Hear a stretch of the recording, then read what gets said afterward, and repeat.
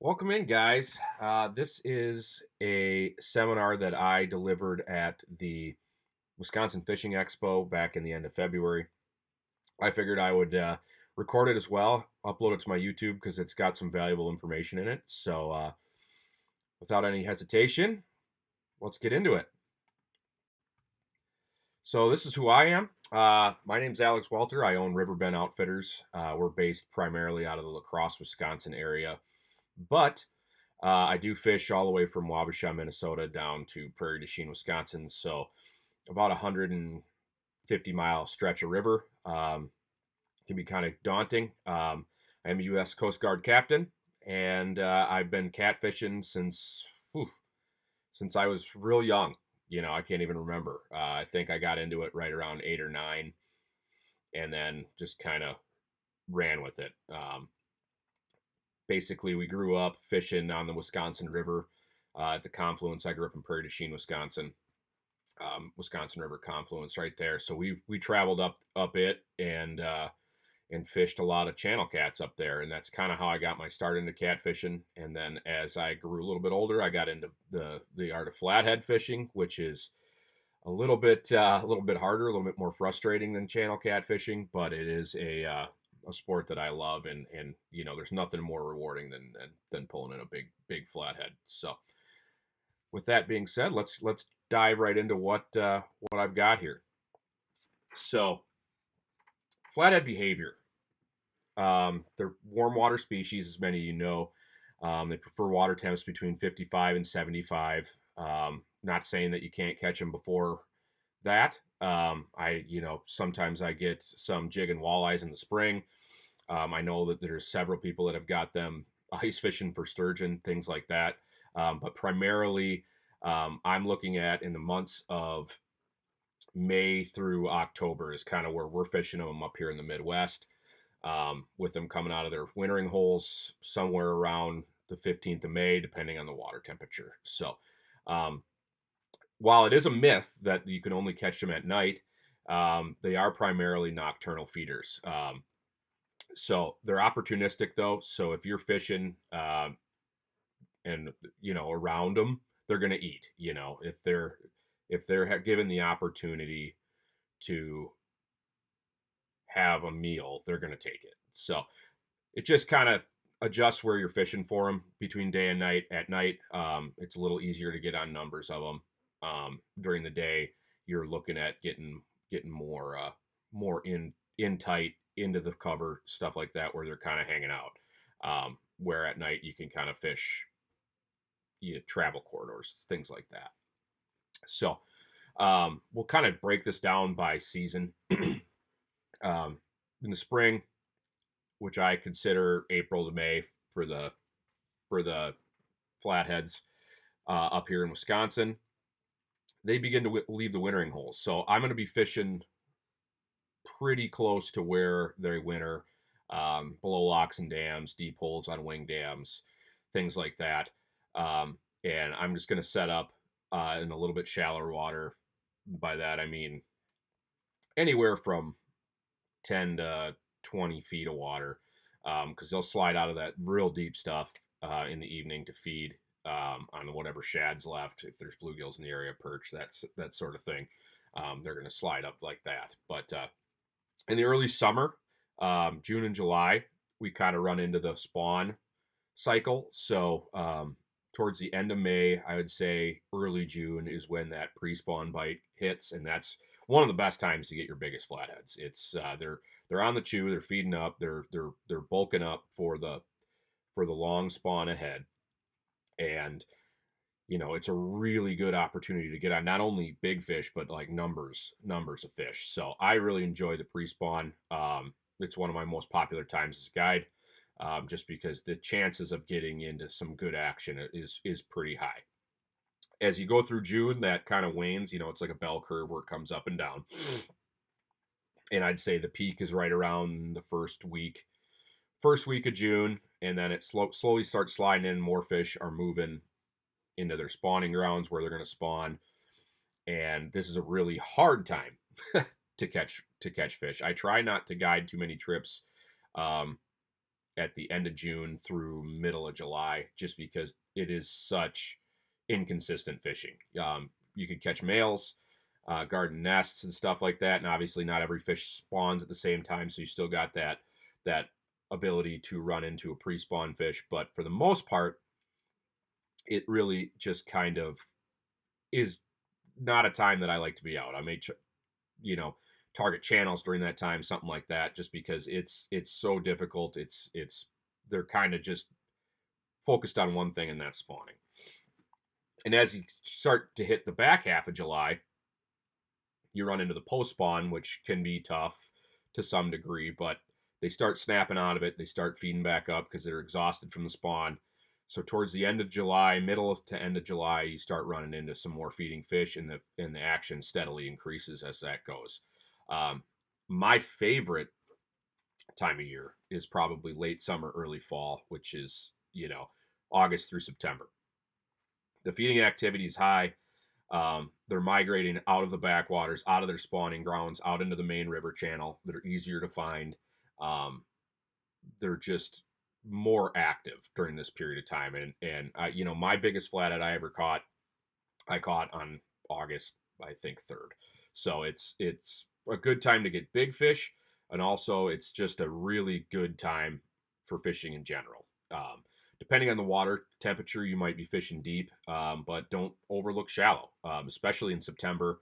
As that basically winds into fall, they start feeding shallower and shallower. They're chasing shad around out there on the Mississippi, and it's really a good time to fish shallow. And by shallow, in this sense, I've caught fish as shallow as 2 feet. I've caught them on logs, on sandbars, things like that. Anywhere where there's a congregation of bait fish is a good area to target. And then as September kind of winds down, the water temperatures start cooling. I consider fall fishing for flatheads to be October. And this is the migration basically back to the wintering grounds. So they're still in the main river. They're still looking for shad. They're still doing the same thing that they were doing in the late summer, early fall, except the bite windows might get shorter. So as that water cools down into the low 60s and upper 50s, you might see a bite window right around sunset, and then nothing else after that the rest of the night. So this past year I had a really good night. I actually ran out of bait. It was that good. I tripled up on fish. I caught 2 over 30. It was just insane. And that was in October. It's a really good time to catch fish, but after that, I didn't hardly have a bite. So it was just a pretty specific window of time, and that's generally early in the evening from what I've found.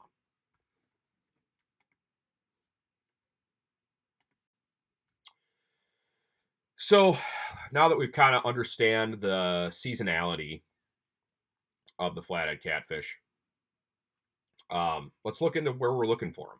So it's not rocket science. If you know how to fish catfish, walleyes, anything on a river system kind of operates the same way. I mean, they're food driven, they're ambush driven, and current breaks are number one driver. So they're not going to sit out and just hang out in the middle of the open flow. So what they're going to do is they're going to get near that open flow because it's going to drive food to them. But also they're going to sit right out of it, so they don't have to expend a bunch of energy waiting for it. So they might sit behind a rock, sit behind a wing dam, get tucked into some logs. They're not going to be far from any of that current, but they're going to be just out of it generally. So I'm looking for seams, stuff like that, boulders, rock piles, anything that creates a seam or a current break is a good place to start looking. The key driver obviously is food. So they're there obviously to not expend a lot of energy, get a lot of food, and basically use everything that they can to their advantage to be able to eat with expending the least amount of energy as possible. On the river, river level is huge. So if you're fishing a river and it's high, generally the flow is high when the water's high. So that's going to dictate where these fish sit. So for this example, we'll use a wing dam. So if the water's high on a wing dam, say the water's up a little bit and it's late August, they're out in the main channel. Um, I'm not going to be looking for them out on the ends, on the tips of the wing dams. I don't think that there might be a few fish out there, but my best odds are spent closer to shore, closer to the inside, either on top of it or below it, um, where the current is a little less swift, and that's where the bait fish are going to congregate, and that's where the flatheads are going to congregate. Conversely, when the water's low, they'll kind of get all over it. They might be on the inside, but generally that doesn't. They might be anywhere on it. So when it's low, they have less stress on their body from the fight in the current. So I might try the tips or something. The bait fish, the bluegills, things that also sit on those wing dams will be spread out across evenly. So I might fish the center or the outside seam. I might fish on top of it. Generally, I fish the top side when the water's low, but during the day I may fish the downside in the scour hole that the wing dam has created.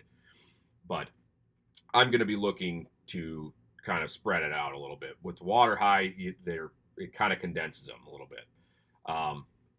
And then the final piece is kind of like what everybody wonders. It's like, well, when do I fish the backwaters? When do I fish the main river? The truth is, there's always fish in the main river to some degree. There's plenty of spots where they can get out of the current, turns, inside turns, outside turns, things like that. But seasonality and conditions kind of drive where I start looking for them. So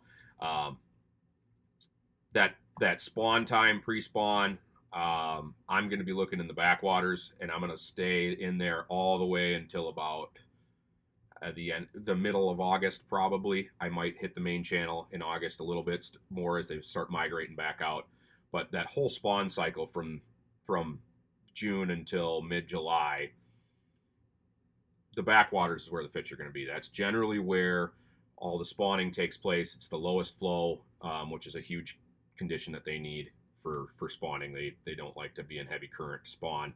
So I'm going to be looking in the backwaters. And then as that shifts, they move back out to the main channel where I'm going to look for them, feeding up on shad, bluegills, things like that. That ends up happening, middle of August all the way through the fall. But seasonality is not the only thing that drives this. Conditions can. If the water is extremely high or even moderately high, I will stay in the backwaters. The fish will stay back there to hunt for food. There's a lot of food that comes out of some of these backwater areas when the water comes up. So they'll be hunting crawfish, things like that in the backwaters. And the current's a lot lower back there. So when the water's high, they might stay in the backwaters a little longer. When the water's really low, I probably won't fish the backwaters much at all. There's a happy medium of too much current and not enough. And unless it's that spawn area where they'll be in slack water completely, I'm going to stay away from super low flow, especially, August through fall. So the next thing we're going to do is we are going to go through basically a few different locations and map study that I like to look for on the Mississippi River. And then you can apply this to any river that you really fish for the most part. If it's got wing dams, that's the only thing that's a little different between a big river and, small to medium sized river. But a lot of the same structure locations all apply. One of my favorite setups is a topside point, and this is actually really good in the late summer and the fall. I like lower flow, so like a little bit lower conditions to fit, little over water conditions to fish this. What I'm looking for on it is actually wood or whatever that's piled up from floods over the years that gets kind of caught and collected on these topside points. And also there's often good depth on them. The banks are cut and it's real tight to deep water. Right off the bank, it might be 10 feet, whatever. And what this ambush point delivers is basically they could sit right with their nose into the current, not expending a lot of energy in that structure, and food will get washed right to them. And you can fish it a multitude of different ways. I generally will hit it 3 different ways. if I'm confident there's fish there, I'll fish either side of it, and then I'll probably fish the middle of it. And depending on if I have action, if I have action right away on one side, I'll just stay there for a little bit. Um, but it's a really good spot, especially during the day, right at sunset. Um, Even in the evening, they'll kind of start roaming out of that wood and kind of cruise around. And if it's got a wing dam by it, even better. As you can see, this map that I have here, there's like a little closing dam on the top side of there. That area there would also be a really good spot. Another one of my good favorite ones, and this is kind of effective all year, is the eddy. You know, this is a textbook spot for a lot of fish, but especially flatheads. The map example that I have here um, is basically got that deep hole where that swirling water has carved it out, and that's a great spot for flatheads to loaf. Like, it's going to be low current, low impact on their body. They're not going to have to expend a lot of energy to sit in there. If it's got debris caught in it, which many do, even better. So it's got some structure for them. But the way I fish this is generally on the top side of it, right where that seam comes. You can see the star on here. That's where I'd position my boat and I'd place my baits kind of in that circle. And I'd fish that um, depending on the time of day, but this is generally at night. I'd fish that and wait for them to slide up that seam because they're going to travel up and out of that seam, out of that deep hole into that seam to feed, and I'm going to be there waiting for them. So um, I'm always looking for fish and cover on my graph before I fish something like this. During the day, I might fish right in the hole. But in the evening, I'm going to try to get that pinch point where they're going to be traveling out of the deep hole to kind of start their evening migration to feed. The next point is a pinch point.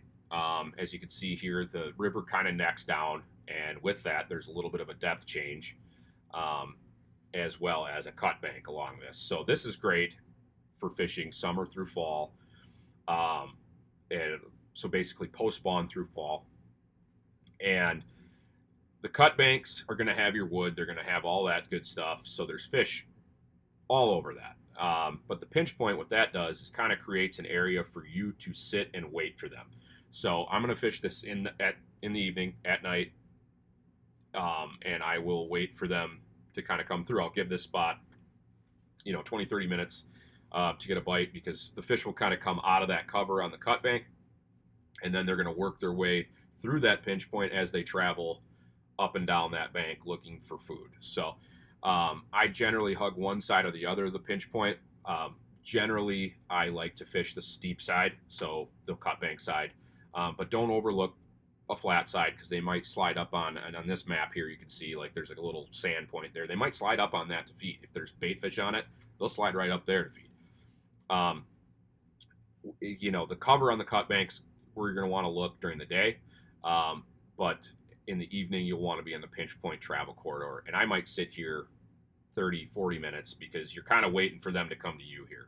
So if I don't get a bite, I'll move on, but it's a really good ambush location at night to catch some big flatheads when they're out roaming.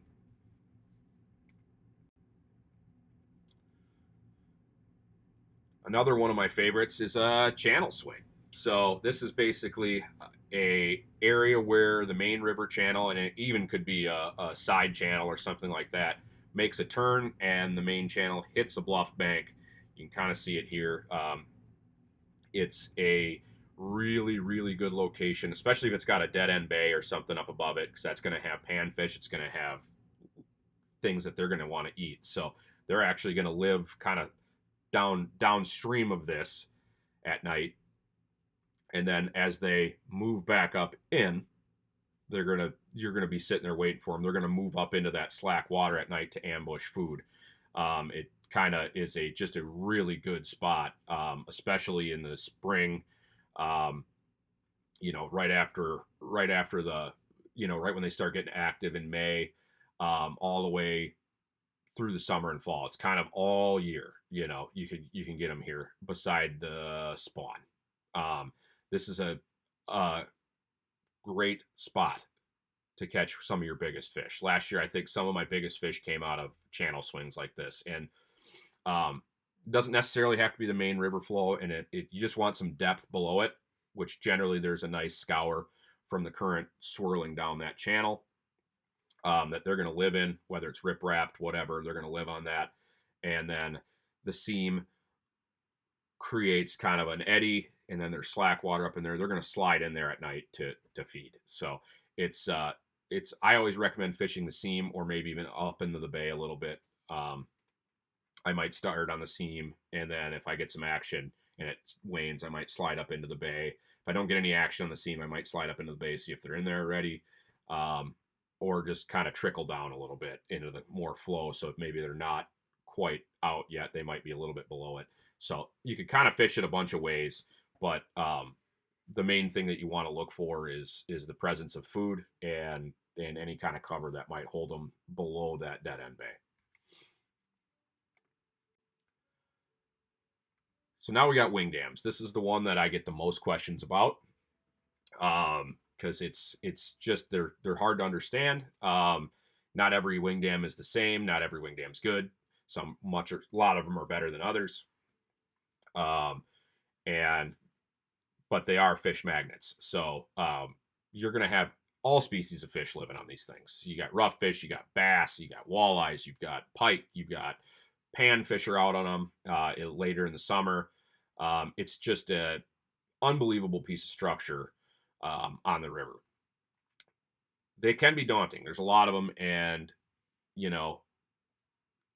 like I said, they're not all really good.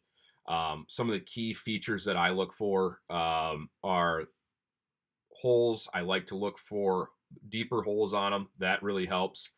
I like to fish top ends of series. So if there's a series of wing dams, I'll fish the top one first and then maybe slide down to them. I want depth on them for the most part all the way through. Some get quite shallow, but I'm going to want at least 10, 12 feet on either side of it along the whole thing. That generally is kind of a sweet spot of where they're the ones that are going to hold your flatheads. And again, like I said, I fish the tips of them when the water's low, and when the water's high, I fish the insides of them. As well as when the water's high, I might fish the downside more than I'd fish the top side. So if you see here, I've got some circles kind of put, and that's basically where I'd put the boat. You've got the one there on the top side, and then you've got like a side channel one on the right side of the screen here. You've got a side channel wing dam with a big scour hole where the current goes through. I'll fish the tip of that on top of that because the fish will sit in the scour hole and kind of work their way up around that to feed at night. And then I'll also fish the backside because that creates kind of a rolling eddy effect. And that's especially effective, early season when they're coming out of the wintering holes. That's a good place to look for them. Also, earlier in the season, I will fish wing dams that are closer to a lock and dam. If you've got a lock and dam near you, I would suggest kind of starting there early in the season. And then all the way to when they start to migrate for the spawn, then you're going to want to look into the backwaters.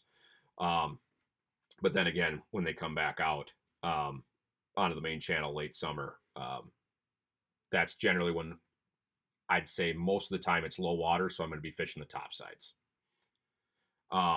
There's just unbelievable forage out there for them. Like I said, everything lives out there from suckers to bluegills to walleyes. I mean, anything that they can eat.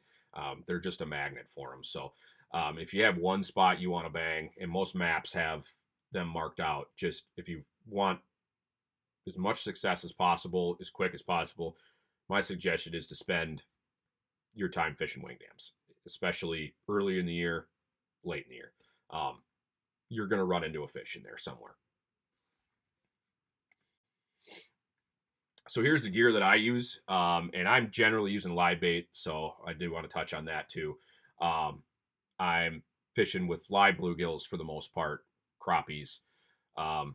I fish generally on the Minnesota side, so all the panfish are available for, or not on the Minnesota side. I'm sorry. I don't fish on the Minnesota side because you cannot use bluegills, panfish for bait on the Minnesota side. On the Wisconsin side, you can, so I'm using mostly bluegills and crappies. I haven't had a lot of success with perch, um, but I look for a bait that's probably 5 to 7 inches long. I think that's kind of the sweet spot. Bigger will work, but and smaller will work too. But that 5 to 7 inch range for bluegills is kind of where I stay. But so I'm using 7.6 medium heavy whisker seeker rods. The V2 series just came out. They're awesome rods. I'm using Piscifun 400 reels and 8-to-1 gear ratio. You can get away with 6-to-1. I just like the 8-to-1 because I can reel it in faster when I'm trying to move. Laser sharp kale hooks. I've had a lot of success with the kale hooks. Now, this is kind of where everybody has a different opinion. J hooks seem to work really good for a lot of people. Some people like circle hooks. I don't like them as much for flatheads because they don't really turn and have the same action as a channel cat, which will hook itself. So they kind of eat it and they might come upstream or they might go sideways. It just doesn't always work. The Gamakatsu Big River hooks is another really good hook. Whisker Seeker, they got a triple threat that's kind of a mix of a circle, kale, and J hook. That one works good. I like something that you have to set the hook with for flatheads. So that's a J hook, Big River hook, kale hook, triple threat. Anything like that is kind of what I prefer, just because I think you're going to have better hookups actually setting the hook instead of reeling down on them, and everybody's different. That's just my preference. I'm using high vis green line just so I can see it at night. When I put a light on it, I can see if there's a fish swimming with it like this or that, because sometimes like I said, they eat it and they swim upstream. I used to use 40-pound big game for my mono leader, but I use 50 now just because I was having a lot of trouble with breaking off on the zebra mussels that are present in the Mississippi River. They're just like razor sharp. So I bumped it up to 50-pound, and the reason I use mono is because then I can break it off easier.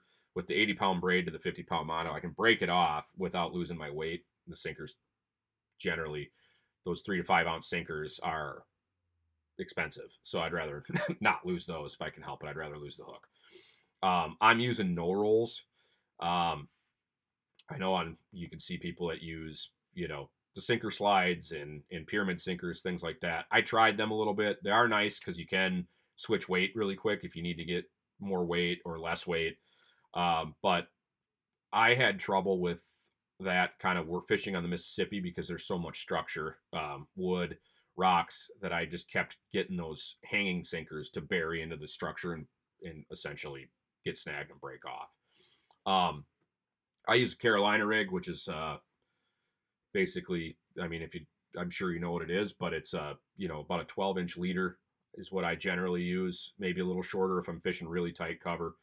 A bead, a weight, and a swivel.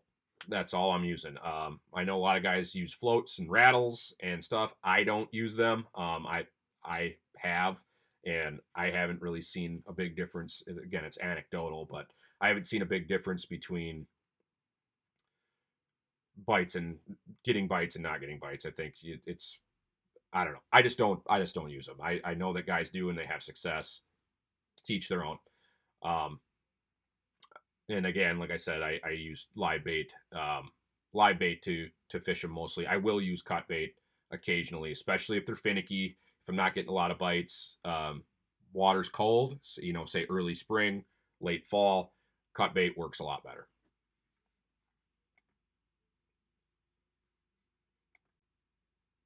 So that kind of leads us into the end here, where I'm going to fire off some quick tips.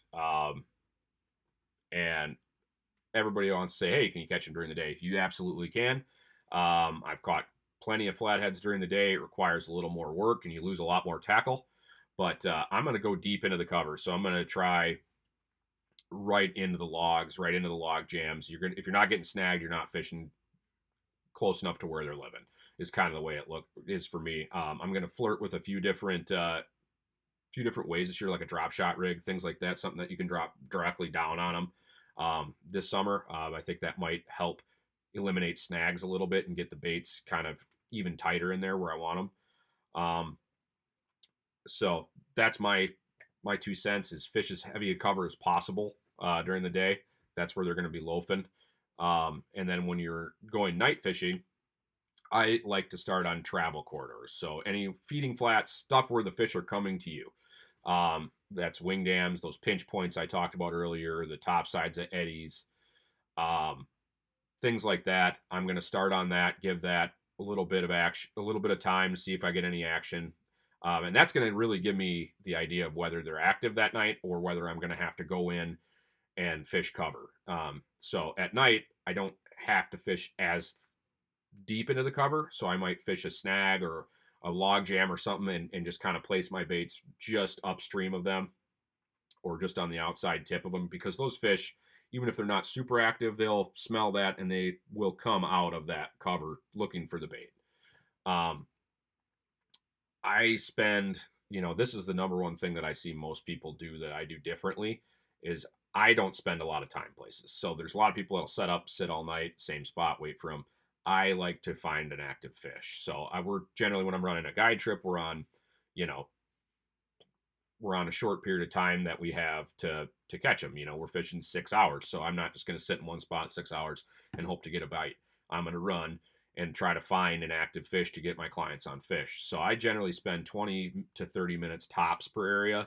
And that might be even shorter if I'm fishing cover. So if I'm banging snags, I'm just going to hit one after another. I might go 10 to 15 minutes. Generally, when you get a bite on a snag or any kind of structure like that, it's going to be within the first 5 to 10 minutes. And I'll give it a little bit after that. And I have had some times where I spent time and eventually you just get a bite. But overall, I've learned that basically moving quicker puts more flatheads in the boat, just because your odds of running into an active fish are a lot higher. That being said, on a snag, say you're fishing a log jam, something like that, if you catch a fish, I will wait a little bit longer, 10, 15 minutes, see if there's another one in there that's ready to eat. Otherwise, I move on. Flatheads are generally alone. They're not really a schooling fish, especially the big ones. So not to say that there isn't multiple fish on a piece of structure.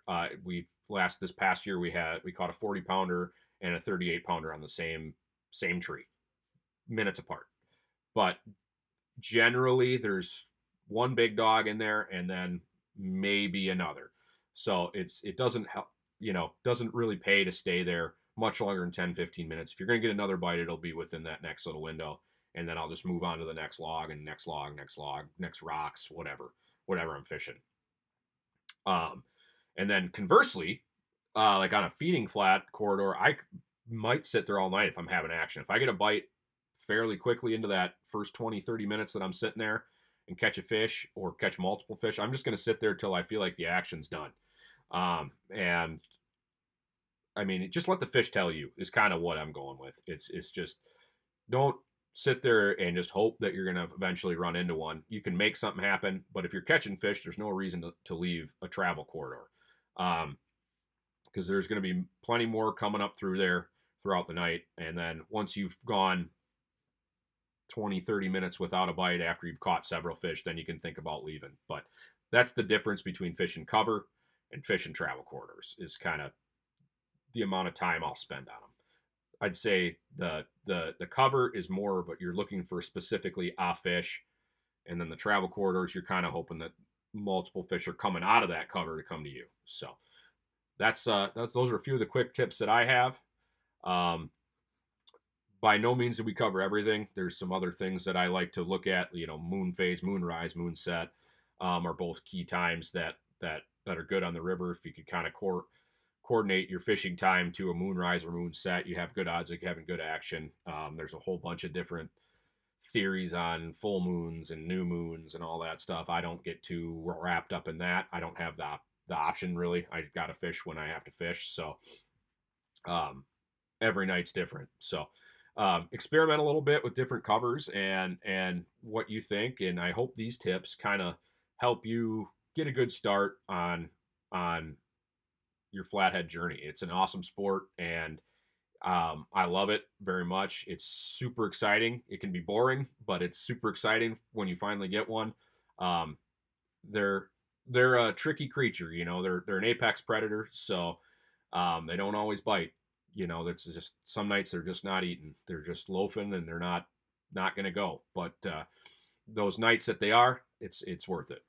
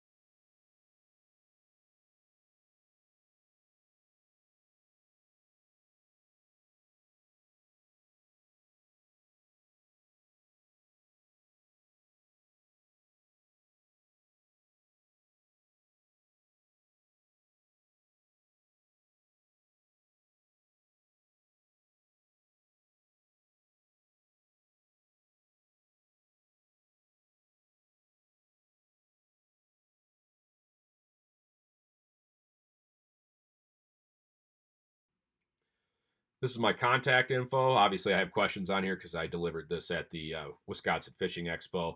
If you got any questions, throw them in the comments. I will do my best to answer them as fast as I can. If you're looking for a trip, you want to get out on the Mississippi River, learn more about fishing these giant flatheads out here, here's my contact info. Give me a call, shoot me a text, drop me an email, go on my website. Any of that are great ways to get in contact with me, and I hope to see you on the river. Good luck this year, and I hope you catch a giant.